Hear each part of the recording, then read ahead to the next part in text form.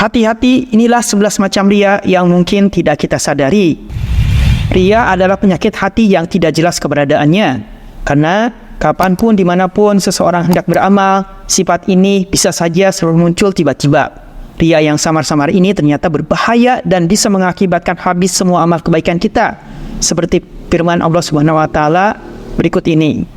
Hai orang-orang yang beriman, janganlah kamu menghilangkan pahala sedekahmu dengan menyebut-nyebutnya dan menyakiti perasaan si penerima, seperti orang yang menafkahkan hartanya karena ria kepada manusia. Quran Surat Al-Baqarah ayat 264. Ria sering diartikan melakukan ibadah ingin mendapatkan pujian dari orang lain. Al-Hafiz Ibnu Hajar Al-Asqalani dalam kitabnya Fathul Bari berkata, ria ialah menampakkan ibadah dengan tujuan dilihat manusia, lalu mereka memuji pelaku amalan itu. Imam Al-Ghazali mengatakan bahwa ria adalah mencari kedudukan pada hati manusia dengan memperlihatkan kepada mereka hal-hal kebaikan. Sementara Imam Habib Abdullah Haddad berpendapat pula bahwa ria adalah menuntut kedudukan atau meminta dihormati dari banyak orang melalui amalan yang ditujukan untuk akhirat. Saudaraku, ria dibagi ke dalam dua tingkatan, yaitu ria kholis. Ria kholis yaitu melakukan ibadah semata-mata hanya untuk mendapatkan pujian dari manusia, dan ria syirik yaitu melakukan perbuatan karena niat menjalankan perintah Allah dan juga karena untuk mendapatkan pujian dari manusia. Dan keduanya bercampur.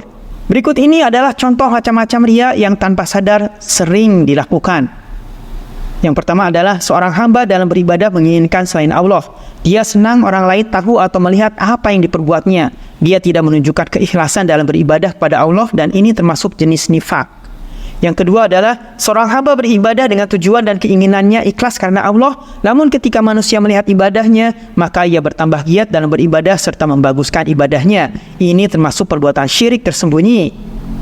Yang ketiga, seorang hamba beribadah pada awalnya ikhlas karena Allah dan sampai selesai keadaannya masih demikian. Namun pada akhir ibadahnya dipuji oleh manusia dan ia merasa bangga dengan pujian manusia tersebut, serta ia mendapatkan apa yang diinginkannya, misalnya dunia, dengan memperoleh kedudukan di masyarakat dan lainnya.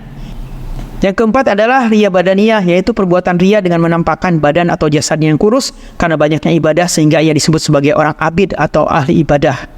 Yang kelima, ria dari sisi penampilan atau model, seperti orang yang berpenampilan compang-camping agar ia dilihat seperti orang yang berlaku atau berbuat zuhud. Yang keenam, ria pada ucapan, misal orang yang memberat-beratkan suaranya. Yang ketujuh, ria dengan amalan. Yang kedelapan, ria dengan teman dan orang yang mengunjunginya. Misal, teman-teman atau orang-orang yang mengunjunginya adalah para ustadz atau ulama, maka ia menjadi bangga dan berharap pujian dari hal tersebut.